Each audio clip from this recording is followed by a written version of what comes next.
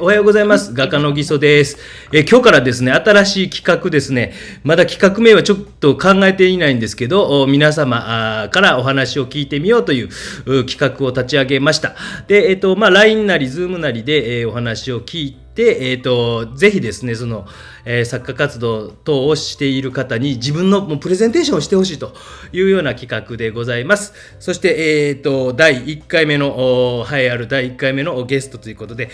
一番返事等が早かった、尾形弥生さんです。はい、よろしくお願いいたします。はい、よろしくお願いいたします。じゃあ簡単にですね、自己紹介していただけますか。はい、尾形弥生と申します。一応画家の活動を始めたばかりで、主に透明水彩とかアクリルとか、あと岩彩や、筆ペンなどを使って絵を描いてます。で今日はなんか自分の絵のちょっとした宣伝と、あと小木曽先生からいろいろお話が聞けたらいいなと思って参加しました。はい、ありがとうございます。もうはい、よろしくお願いします。2022年から始めたということで、まだはい2年2年始めたばっかりで2年か。じゃあ今まで何枚ぐらい描いたんですか。今までどうですかね。でも何百枚とは書いてると思います。一応数は書いてるんですね。数はそうですね。もう最初の頃はそれこそ本当に毎日のように書いてて、はい、最近はちょっとこう丁寧に書くのを心がけようと思って、やっぱりね、週1枚とか。そうですね。それでも年間50枚ぐらいはなりますもんね。そうですね。小さい作品ばっかりなんですけど、はい。あとはなんかこう猫の筆ペン画を販売したりとか、あとは、2024年1月から3月まで、ギャラリー居酒屋、これなんていうんですか、尾藤ですか。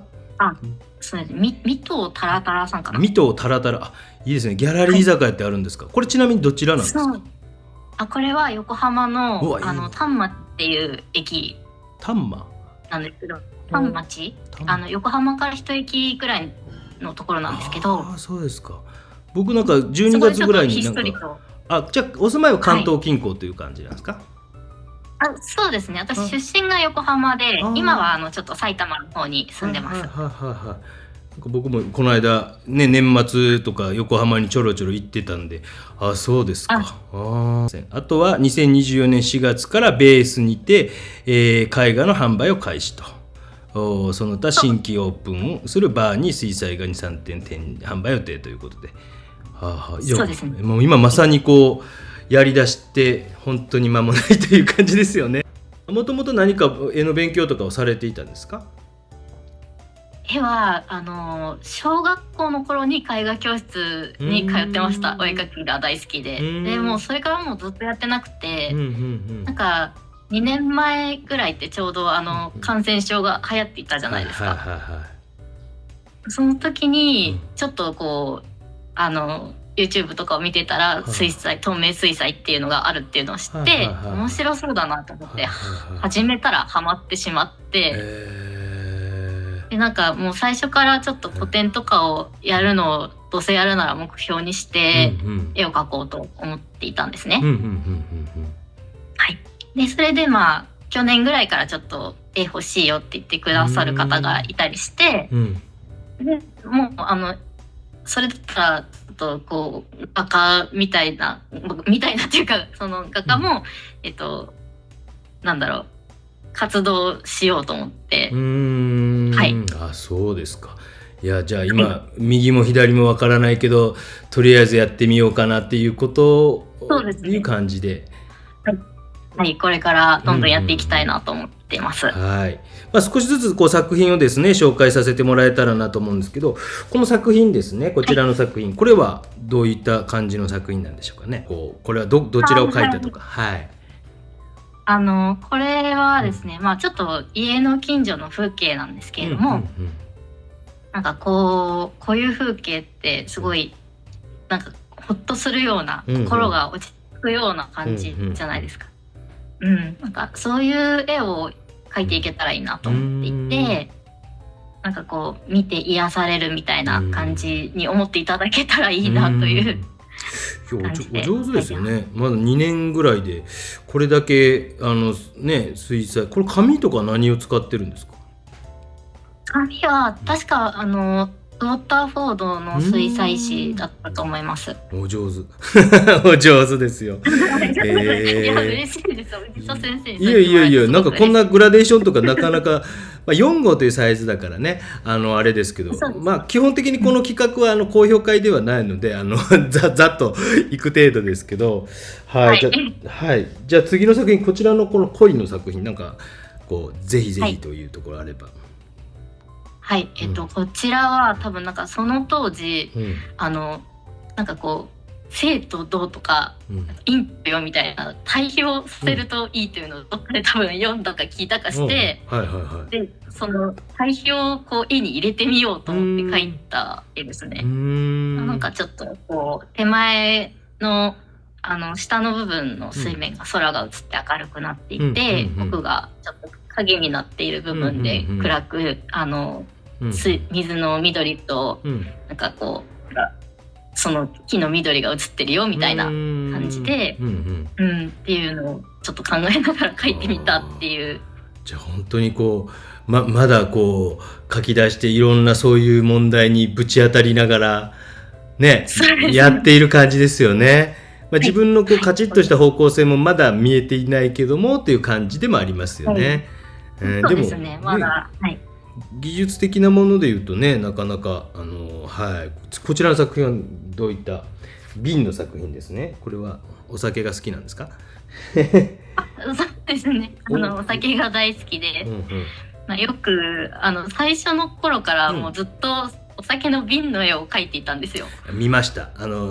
インスタかな、なんかツイッターかな、どっちか見ました。はい、なんかお酒描いてんだと。ちょっと見てもらうともうお酒がたくさん出てくると思うんですけど。大丈夫ですか？ね、気をつけてくださいね。ね、もう100害あって一理なしなんで、僕みたいにね、人に一番言われたくないと思うんですけど。オードビーっていうのは何ですか？フランス語ですか？オードビー。そう、フランスのフルーツの、ブランデーなんですけれども、すごい香りがもう良くて、オードビーよ。そう、フルーツを本当にかじってるような感じのすごいいい香りのするお酒で、それがすごい美味しかったからちょっと書いてみようかなと思って。ブランデーなんですか？ブランデーですね。果物のお酒ですね。うわ、美味しそう。だから甘くないんですよ。美味しそうですね。美味しいですよ。酒好きにはね、なんかこういうのとかもいいですもんね。これはこの雲の作品は。はい。こちらはですね、こちらがなんか去年、知人がピアノ教室をやってまして、その教室に飾りたいから、ちょっと絵を描いてくれないっていうことで依頼を受けまして、その時に描かせていただいた絵なんですけれども、なんかこう水田と、あとその雲がこう出ていて、水面に雲と空が映ってるような感じで、ちょっと青っぽい色の絵がいいということだったので、それを青い色をちょっと意識して、はい。これ自分のこう住まわれている近くですか？そうですね。これはもう埼玉のまあまあなとこですよね。そうですね。僕も一応埼玉の所沢に住んでたんで何年かな、4、5年、もっともっと平地の方だから、あっちの方かなってなんとなく想像がつくような、平らでこんなところがあるんだっていう感じで、いや本当になんかね、すごく平らなところにね、すごく平らなところ、あの辺のなんかどっかの公園行ったらめちゃくちゃカブトムシが普通に山ほどいたことを覚えてますね。ハスとかがいっぱいあるようなとことかね、なんか、ありますね。これ例えばハスがあるとことは、違うか。これは例えば10号という作品で、自分の中ではまあまあ大きい作品という感じですか？そうですね。だいたいいつも書いているのが4号とか3号とか、結構小さめのものが多くって、初めて10号っていうのを、もうなんかこういうチャレンジする機会をいただいたみたいな感じで、書かせていただいて、でももうこう部屋に飾ると結構窓にドンとこう景色が広がるので、なんかすごいお部屋が広くなったみたいだわって喜んでいただいて、そうですよね。それがもう本当に初めて絵を、買っていただいた経験なので、なんかすごくそれで嬉しいなと思って。じゃあこれ最後の作品かな、5枚目。一応この企画はですね、大体1人5枚ぐらいなんか紹介してくださいということで画像を送ってもらって、僕が適当に LINE を見ながらそこにキャプションも書いてあるので読ませていただいているという企画でございますということで、これは3号の作品ですね。ワインバーにてということで。そうです、はい。こちらはなんかこうワインバーのこれから、ね、楽しい時間を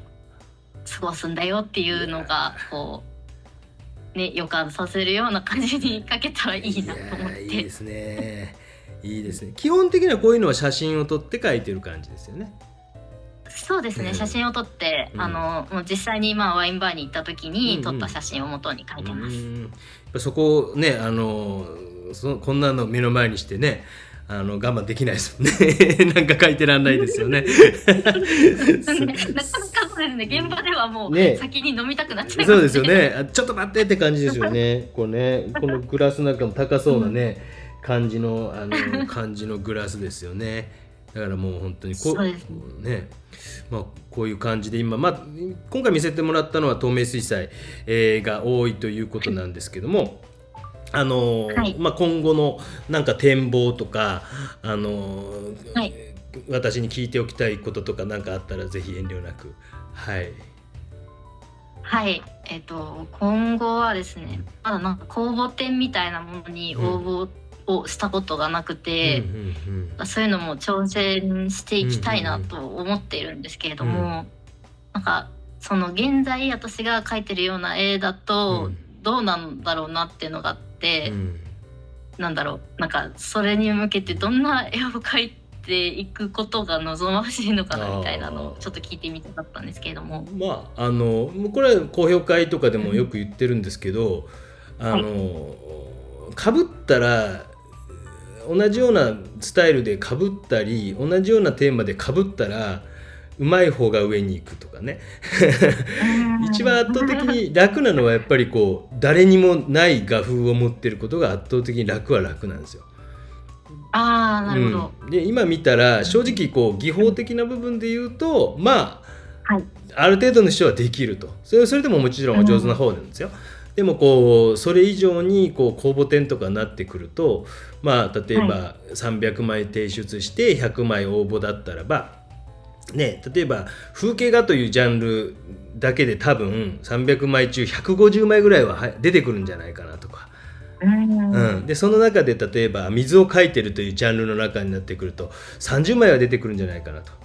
ていうような感じで、じゃあ150枚の中から300枚から100枚選ぶときに50枚ぐらいはもう唯一無二的な絵がバンと選ばれるんですよ。簡単に言うと。でも残りじゃあ250枚の中から残りの50枠を争っていくとか、もっと下手すりゃ確率が下がっていくような感じになっていくんですよね。だから、尾形さん自身が私の圧倒的に得意な部分とか圧倒的にっていう部分を見つけ出さないと公募展っていうのはなかなか厳しいし、あとは簡単に言ってしまうと並べたら埋もれます。本当にいろんな絵がある中で自分の絵がこれは公募展に出す一つの意義だと思うんですけど、並べてみてどういうふうに見えるかなっていう確認のためにも出してもいいと思うんですけど、そこでどういうふうに周りの絵と私の絵が見えるかっていう比較をすることも大事かなというふうに思いますけど、その唯一無二の強さっていうのはですね、だいたい原則公募展って新しい芸術を発掘しようというのが基本コンセプトなんですよ。新しい絵画を発見しようとかっていうのが大体の基本コンセプトなんですよ。そうするとなんかあれですね、結構斬新なことをしたりとかそうでもないですよ。斬新なことが強さとかっていうことでは実はなくて、例えば本当にもう地平線と雲だけは世界で一番うまいでもいいんですよ。でも世界一ですよぐらいの気持ちで、例えばばそういうのを極めていかないと、例えば酒に関しても山ほどいろんな種類を飲んでいて、そのガラスのあれの質感はこういうあれで、このコルクはこういうところの製造でぐらいのことを極めていって絵を描けたりすると、もうその道のもうただガラスを描いてるとかお酒を描いてるじゃなくてプロフェッショナルになっていくわけですよ。でそういうのを好きな人は見抜くんですよなるほど。そうそう、だからそこまでいかないといけないんですよ。だからなんとなくこう空が好きとか、なんとなくお酒が好きっていうふうにまだ見えてしまうので、そこのところでこう徹底的にもうなんていうか突き詰めて突き詰めていくってことなんですよ。でそこの時にこうなんか僕は技法とかっていうことにあんまりとらわれすぎないで、もしかしてこういう選択肢もあるんじゃないかなとか、こういう選択肢もあるんじゃないかなっていうふうに見ていけてる人がやっぱり伸びていくので、はい、私はこれしかできませんとかっていう人よりは、もうちょっとなんか煮詰まってきたからこれ違うことやっちゃおうみたいな人の方がやっぱりこう成長は早いかなと思います。はい、なるほど、はい、いろんなことにチャレンジしていくのが大事。そうそうそう、はい、なんかね、はい、僕が喋り出すと長くなるんでやめて、なんかもう他にもどんどん聞いてくださいいやすごいためになります。いやいやいや、なんか公募展ってなんだろう、なんかすごいお金もかかるっていうイメージがあって2つ大きく公募展って2つあって、その賞レースと呼ばれるものと団体展っていうのがあるんですよ。その団体展っていうのは例えば日展と呼ばれる団体聞いたことあると思います。日展、で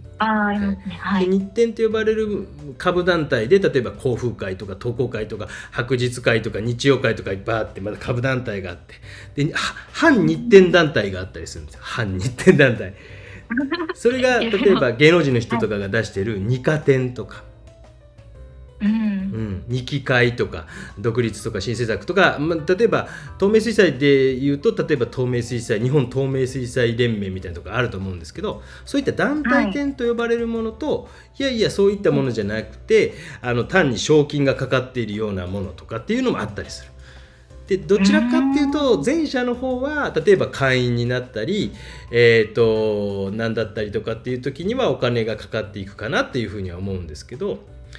後者の方、例えば画廊さんがやってる1年に1回の新人発掘公募展とか、いろんなところ、市区町村の町おこし的にもやってるようなところもあるんですね。でそういったものとか、例えば県展とか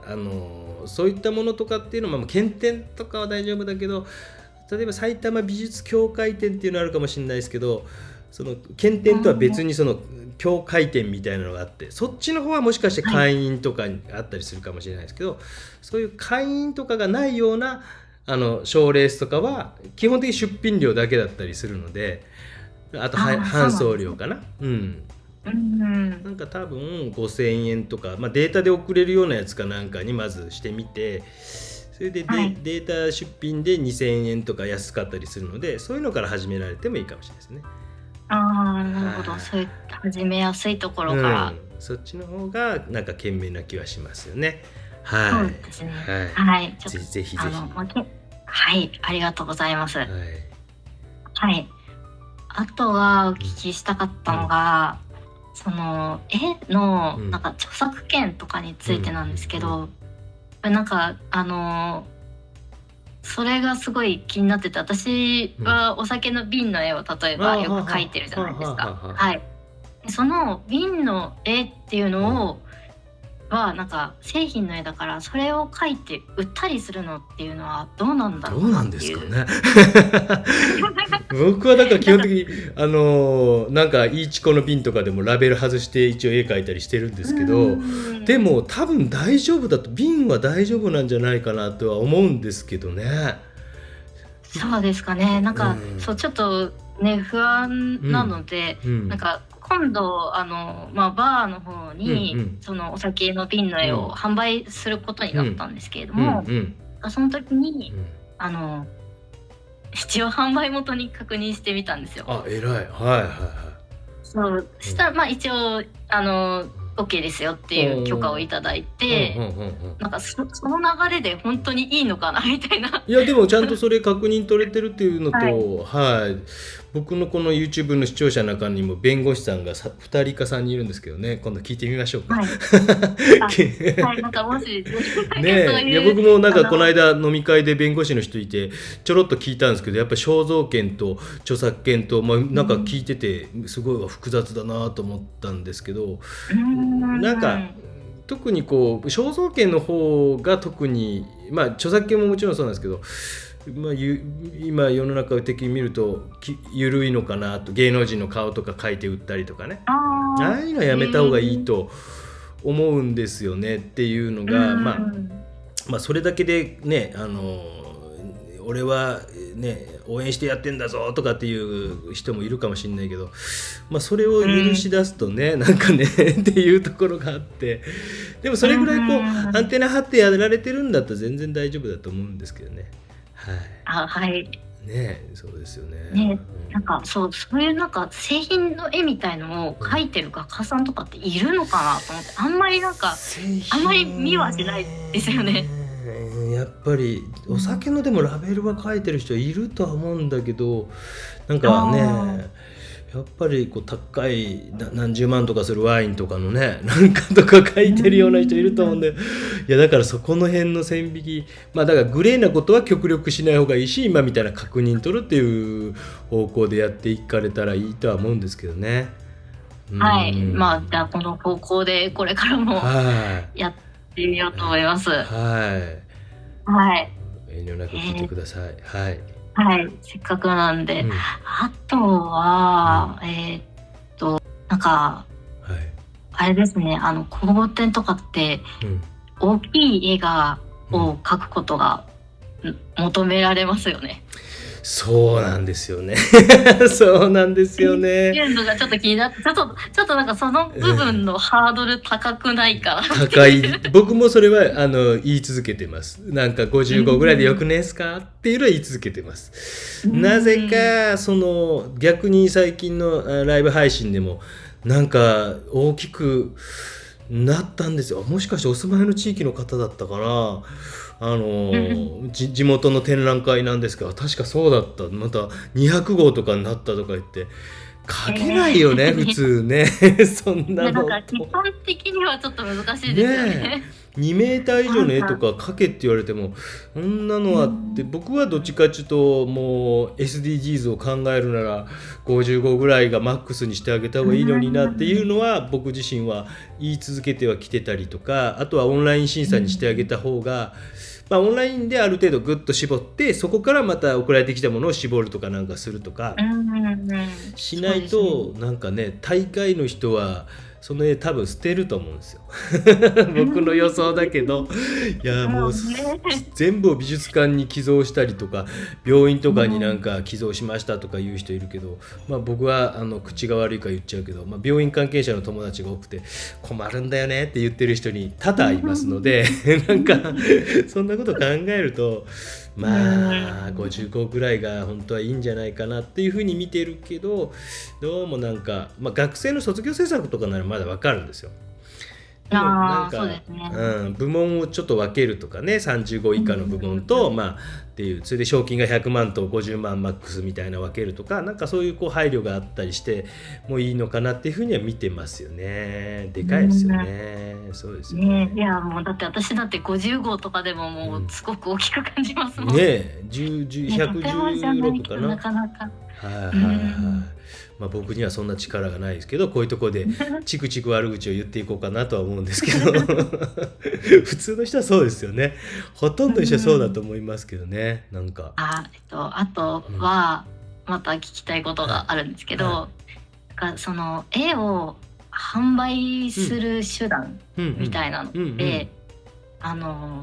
どんなことがあるんだろうなっていうのが気になってて、今私なんかこう SNS に載せたりした絵がなんか欲しいですっていう人から連絡来て売ったりっていうのをしたりとか、まあ知人に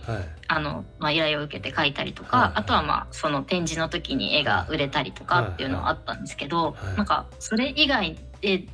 どんな感じって何か売る方法とかってありますか？いや、それぐらいじゃないですか。それぐらいじゃないですか。まあやっぱりこう、普通にこう考えて、僕自身はやっぱり今から25年もうちょっと前かなにデビューした時はまだインターネットとかなかったから、基本は画廊さんだったんですよ。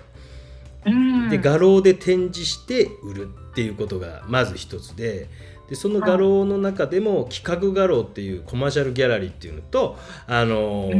貸し画廊っていう、貸し画廊ってどうもあんまり海外にはない制度らしいんですけど、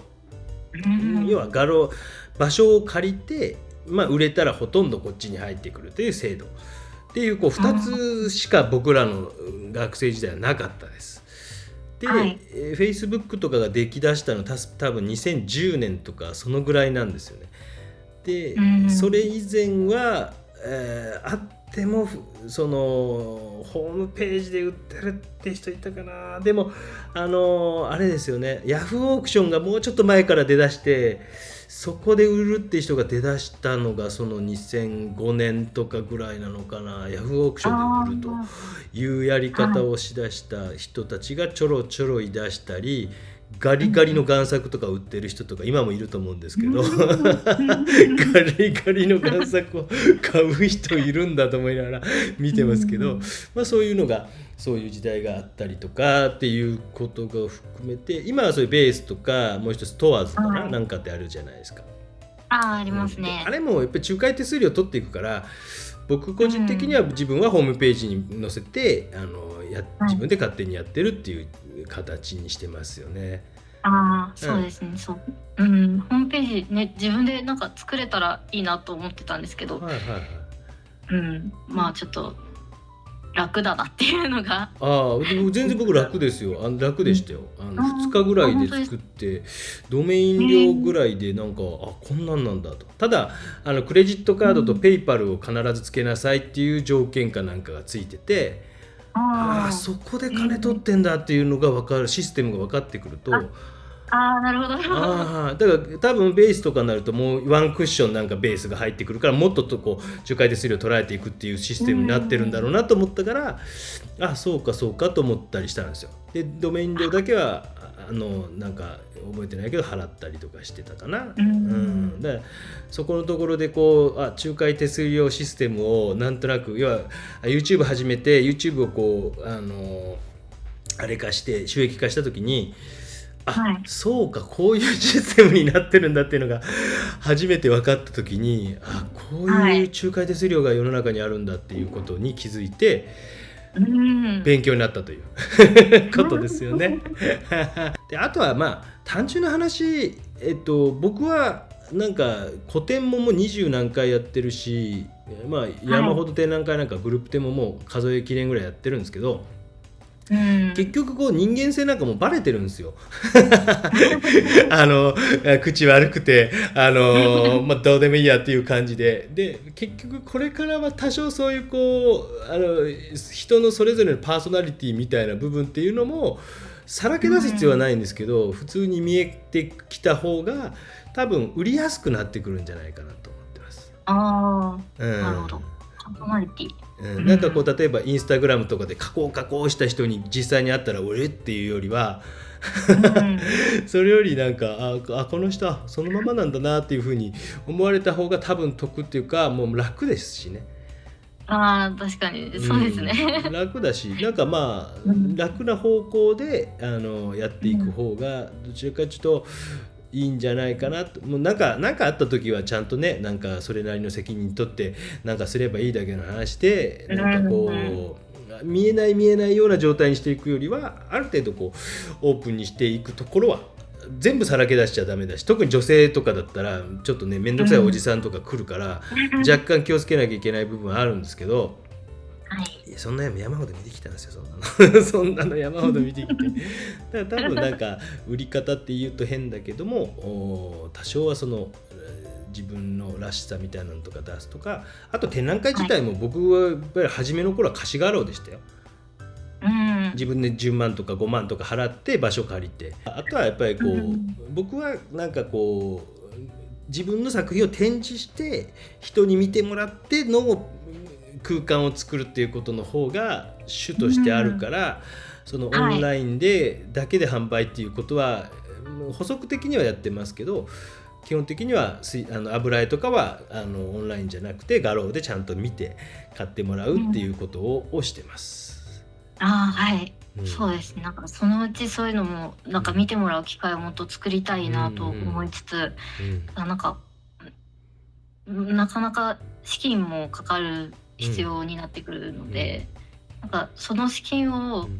オンラインで絵を売ったりとかして貯められたらいいなとかっていう、ちょっと、甘い考えかもしれないんですけど。そうなんですよね。だからそこの投資の部分がどれだけ先にできるかの考え方をこう、借金するほどまでは考えなくてもいいんですけど、ある程度の投資っていうのは、例えばカメラ一つでもいい写真を撮りたかったらやっぱスマホよりちゃんとした一眼かもしれないしとかね、投資という考え方を絵描きさんがもうちょっと持っていった方がいいように感じてることは多いです。例えば今度海外旅行に行くんですけど、50万ぐらい、4、50万今ね円安でかかると、4、50万かかる、高いっていう人がほとんどなんですよね、もちろんね。でもそのとこで描いた絵を、水彩画を5万円で10枚売ったらもう50万なんですよ。という考え方があんまりないんですよね。目先の50万じゃなく、その先にちゃんとこれで意地でも稼いでやるぞっていうような作家さんが欲しいんです、僕からすれば。そうですね、その意地でも稼いでやるっていうところを出していかないといけないですね。そう、例えば画廊を借りる、10万で借りるにしても高い額縁入れたらもっといくとかいう時ね、じゃあ20万は最低取んなきゃと思ったら、意地でも50万稼いでやるぞと。そうですよね。そっか。意地でも100万稼いでやるぞと。その意地っていうのは結構大事ですよ。なるほど。そのためにじゃあどうするかっていうのを考えるっていうのが。これも動画に残しちゃうと思うんですけど、例えば個展やった時に、出だしとして売れてても、スタート初日に3割ぐらい売れたってなるじゃないですか。例えばで、3割とと思って、僕たまにもうこの絵売りたくないなとか、すごいいい絵だから残しとこうかなと思う絵を3枚ぐらい赤い印ペペペってつけるんですよ。最悪でしょ。初日終わった段階ね。そうすると4割になったりすると。そうすると皆さんがちょっと売れてるから買わなきゃという購買欲に火をつける。で、この絵売れてるんですかねとかって言って僕が赤い印つけてて、いや俺はもう売りたくないわ、別にいいわと思って、すみません売れてますとか言って、それでもしつこく来た人に売ってあげてます。バラしちゃった。でもそれはやっぱり3割を4割にすることによって、別にそれは売る売らないは僕の勝手なんであれですけど、やっぱりそれでちょっと皆さんがもっと欲しいと思うような気持ちがあったりすると思うんで、例えば個展する時に10枚出す展覧会で頑張ってなんとか2枚ぐらい5万円で買ってくださいって言ってすいませんって言ってお友達なりなんかにちょっと頑張ってみるとかね、それはもうそのぐらいはゴッホなんかひたすらやってたわけですから。そうなんですね。ひたすらやってましたよ。買ってみんなに言って買ってそうってそこまでアコギに行く必要はないかもしれないけど、でもそのガッツは結構必要じゃないかなとは思うんですよ。そうですね。分かんないけどね、僕は実はそんなことはあんまり若い頃から結構パパッと売れちゃった人なんですけど、でも例えば何回も何十回も個展とかして初日調子悪いなとかっていう時はそういうせっこい方法を取ってますからね。なるほど。そんな感じでございます。そんなお話も聞けて面白かったです。すみません、ありがとうございました。いやなんかこれからの作家さんという感じなのでね、もういつか本当に表に出て雑誌とかに顔をダンと載せれるように頑張って。そうですね。それを目標に、それを目標にしちゃダメだな。それよりもっと、最低ラインそれぐらいまで持ってきて、僕なんか本当に昔学生の顔写真まで撮ってあげてましたよ。要はデビューする時とかの写真僕が全部撮ってあげてました。ああ、そうなんですね。そのビジュアル命だっていう感じでこういろんな角度から撮ってあげて画像を上げてっていうのを一時だから似たような写真ばっかり撮ってそういうのすっごい大事だと思いますし、あとは別にでもあんま着飾らないでなんか背伸びもせず何か一つ極めれるもん見つけたらなってなったらなんかね、それやっぱりマニアってどんなマニアでもいるので、そのマニアにガッて引っかかったら